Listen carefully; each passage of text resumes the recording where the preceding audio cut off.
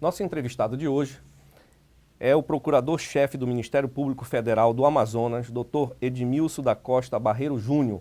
Tudo bem, doutor Barreiro Júnior?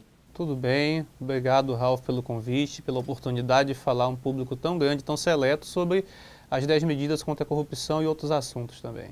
Tem uma quinta medida que, saindo um pouco do criminal, são os atos de improbidade. A improbidade é uma ação civil que pode tirar os direitos políticos da pessoa, obrigar ela a ressarcir o dano, a devolver o dinheiro que ela adquiriu ilicitamente, proíbe de contatar com o poder público, tem uma série de medidas punitivas que não a prisão.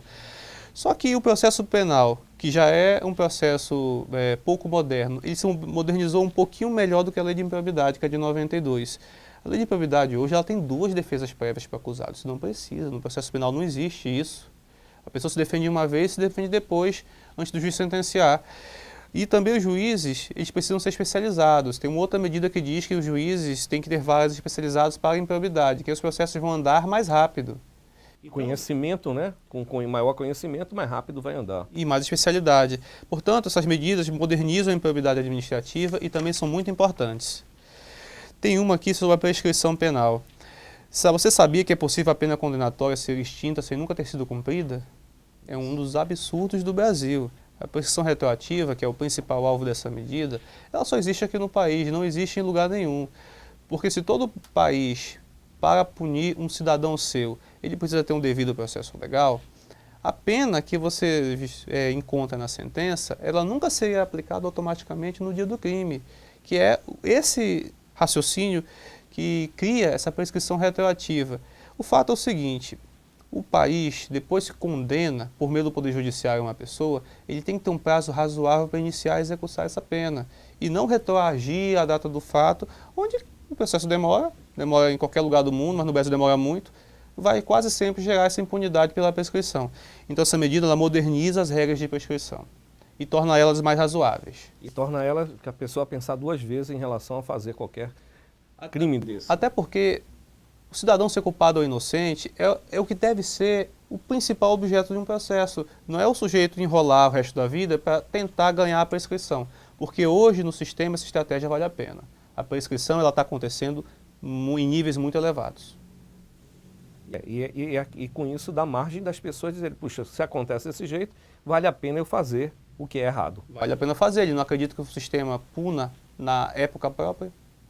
E como você já colocou aqui, tirar de uma sala de aula aquele aluno, como nós temos visto nos canais da imprensa toda, que a sala de aula toda arrebentada porque a verba não foi passada e não foi tratada da maneira correta, dos hospitais todo mundo no chão e aquela pessoa que já passou, que está jogada no chão do corredor, porque aquele cidadão foi lá e realmente fez o mal com a sociedade, é por isso que eles fazem, porque não tem a pena correta que deveria ser. Verdade. Tem uma outra medida, Alf, sobre a nulidade dos processos criminais. Se você lembrar, o telespectador lembrar as grandes operações que rolaram no país, como Satyagraha, Castelo de Areia, Boi Barrica, quase todas elas não foram julgadas.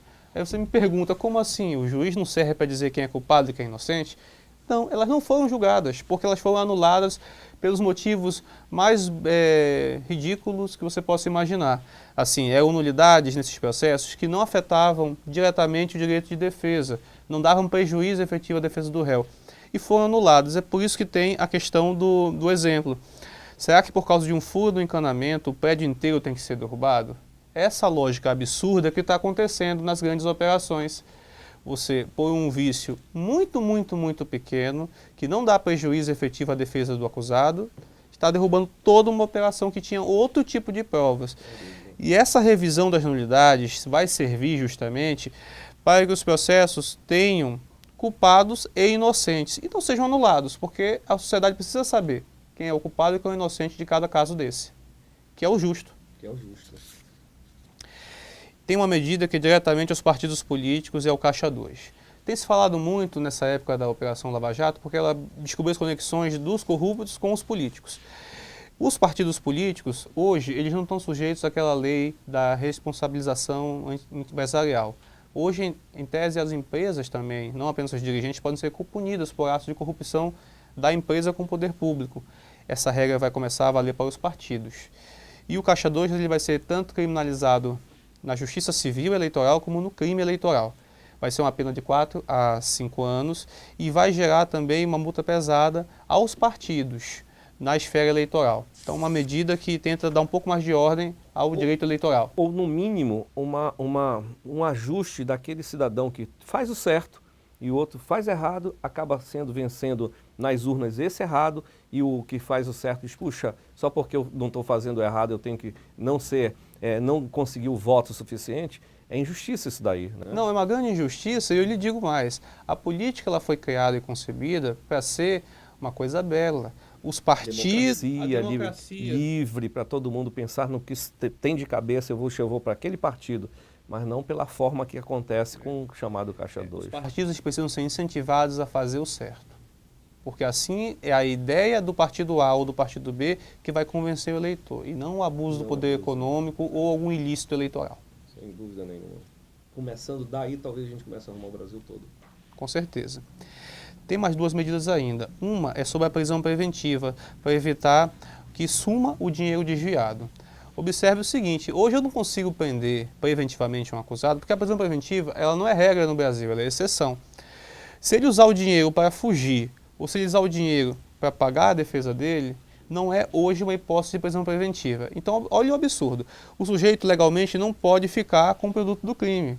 Antes dele ser condenado, ele usa o produto do crime, que não é direito dele usar, para escapar da prisão. Não pode um negócio desse. O um absurdo. Ele roubou, ele faz a defesa dele com aquele dinheiro. Ou a fuga. Ou a fuga. Então isso daí é um absurdo, tem que ser resolvido. E é um negócio interessante, o lucro derivado do crime. Você sabia que o corrupto condenado não pode ter todos os bens confiscados pela justiça, ainda que não sejam compatíveis com a renda lícita? Não pode. Lembra daquele exemplo que a gente deu no início? O sujeito faz 100 atos de corrupção. Eu não podia prendê-lo pelo enriquecimento ilícito se eu não provasse ao menos um desses atos. Agora, se eu provo 1 ou 2 desses atos, eu não posso pegar todo o patrimônio ilícito, tem que pegar só daqueles três que provou. Aquilo que está escondido, você tem que ir atrás de novo dos outros. De novo. De todos eles. Ou seja, com essa medida isso fica corrigido, porque o lucro derivado, ele não abrange apenas o produto direto do crime, mas todo aquele patrimônio que não tem origem legal. Isso existe na Europa, na Portugal, Espanha, Bélgica, existe nos Estados Unidos, enfim, países civilizados de onde nós copiamos muitas práticas boas, excelentes, já adotam o confisco alargado. E, além disso, ainda corre um outro risco. No processo criminal, se o sujeito nunca for descoberto, você descobre o patrimônio ilícito, mas está sem dono. Não apareceu o dono porque quem reclamar aquilo ali vai ser responsabilizado pelo crime. Se o sujeito é condenado e morre, a pena é extinta e o dinheiro apreendido vai para os herdeiros porque tinha que ter sido confiscado antes. Então, vai ter uma outra medida dentro dessa chamada ação de extinção de domínio. Serve para que esse patrimônio ilegal não vá para os herdeiros. E se você não sabe quem é o autor do crime... Que é justo, né? Que é justíssimo. O sujeito só pode passar para os herdeiros o patrimônio legalmente dele construído. O produto do crime, ele não pode ter acesso e não pode usar o patrimônio do crime. Então, os herdeiros também não podem. Então, não é porque ele morreu... Nesse momento, se ele fez alguma coisa bem grave, ele vai lá, se mata e os herdeiros estão tranquilos. Justamente. Como já aconteceu em outros casos, em literatura. E essa medida, ela completa o ciclo. Você fez a prevenção, você melhorou os meios de punição e você vai atrás do patrimônio desviado. E eu lhe digo, é uma janela de oportunidades hoje. Toda a sociedade precisa somar esforços. Por quê? Porque hoje todo mundo está percebendo como é gravosa, como é difícil para o país viver com esta corrupção. Os níveis estão muito altos, então nós não temos hoje mais tempo para meias soluções. A solução inteira é atacar o fenômeno de frente.